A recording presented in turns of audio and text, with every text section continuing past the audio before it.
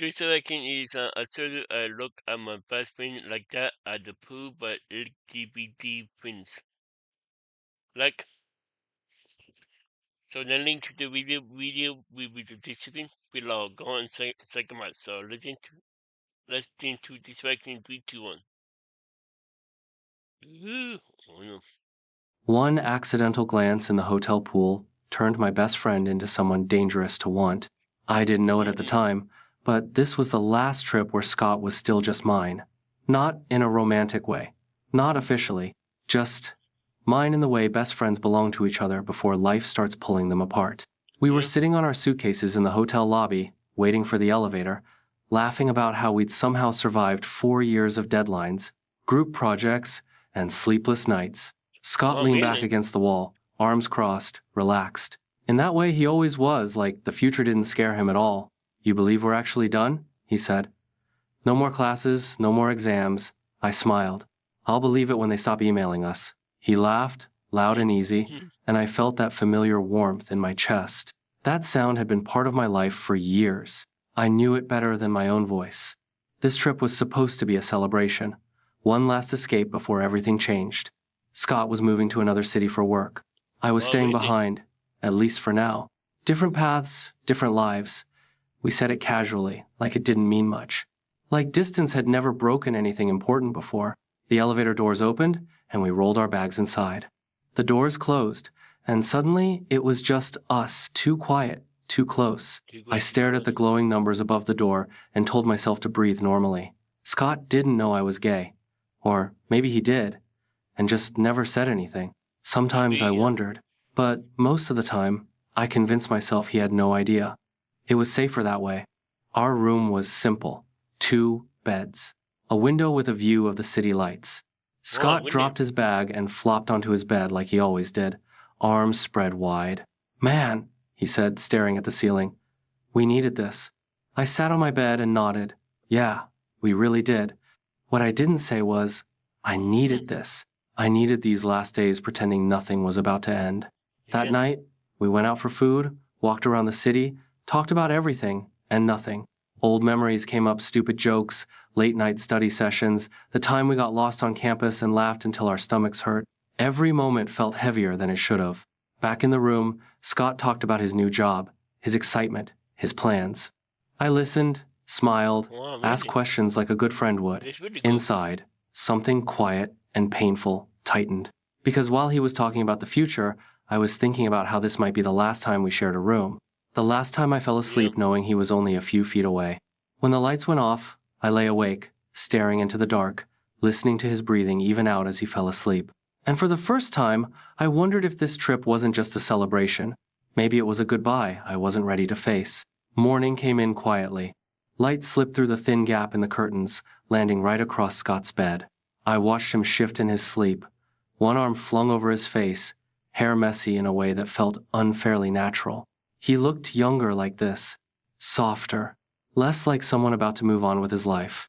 I turned away before my thoughts went somewhere they shouldn't. Scott woke up Really? minutes later, stretching without shame, like he always had. "Man, I slept like a rock," he said, That's a black sitting rock. up. "You?" "Yeah," I lied. "Same." We grabbed coffee downstairs and planned the day without really planning anything.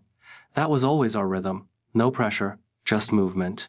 Walking streets we didn't know, stopping when something caught our attention, laughing when we got lost. At one point, Scott bumped his shoulder into mine as we walked. It was casual, unintentional. But my body reacted like it was something more. I hated that about myself. Back at the hotel in the afternoon, the room felt warmer than before. Or maybe that was just me. Scott tossed his backpack onto his bed and kicked off his shoes. "I'm thinking pool later," he said. "You Cool, in?" man. "Yeah." I answered too quickly, then cleared my throat. "Sure." He smiled. "Nice, haven't swum in forever." While he showered, I sat on my bed scrolling through my phone, not really reading anything. The sound of water running behind the bathroom door did something strange to my nerves.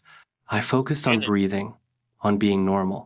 Scott came out wearing only shorts, towel around his neck. "Your turn." The mirror caught my reflection as I changed later.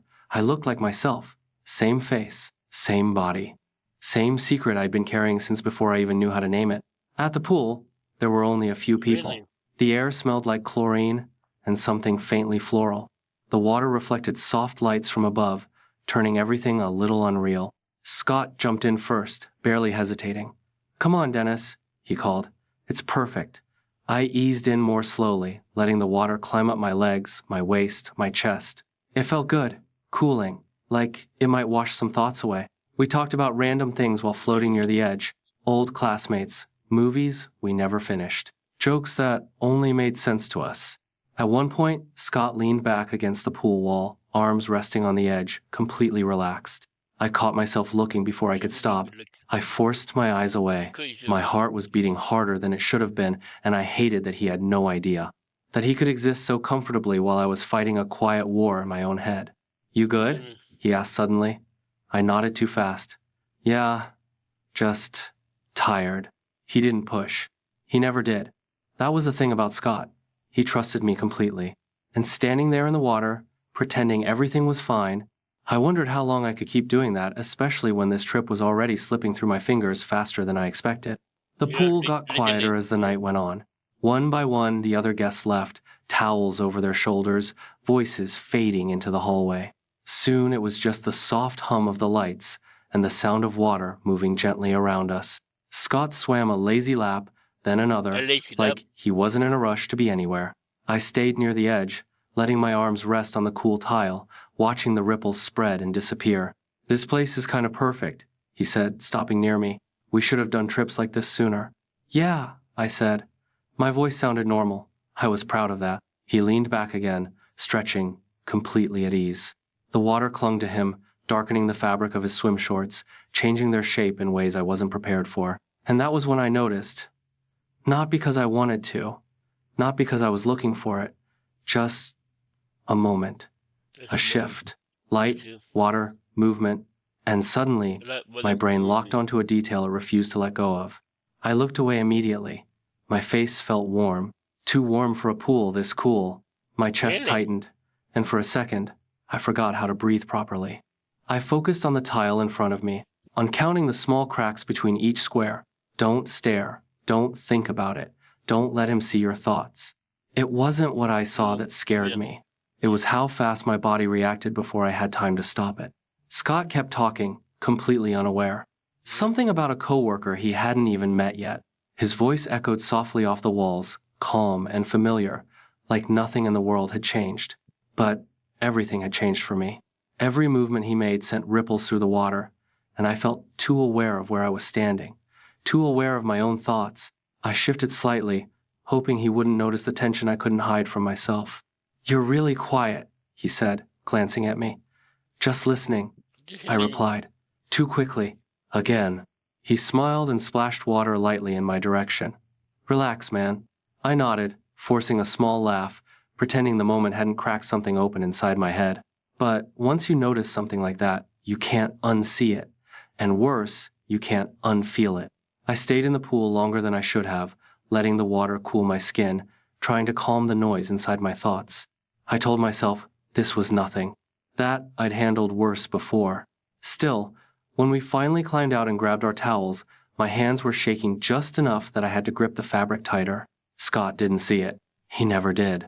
And walking back to the room, side by side, dripping water onto the carpet, I realized this trip was no longer just a goodbye to our student lives. It was becoming something else, something dangerous. The room felt different after the pool. Not colder, not warmer, just heavier. Scott dropped his towel onto the chair and kicked off his slides, moving around like nothing had happened. Like the night was still simple, still clean.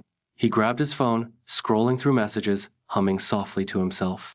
I stood near my bed, towel clutched in my hands longer than necessary, pretending to be busy with nothing. Don't forget to do it, to double like if you want to see more. "You hungry?" he asked. "We could order something. I'm starving." "Yeah," I said. Then, after a beat, "Sure." My voice sounded steadier than I felt. While he showered, I sat on the edge of my bed, elbows on my knees, staring at the carpet. The image from the pool replayed in my head no matter how hard I tried to replace it with something else. A lecture, a textbook, anything normal. I hated myself for it.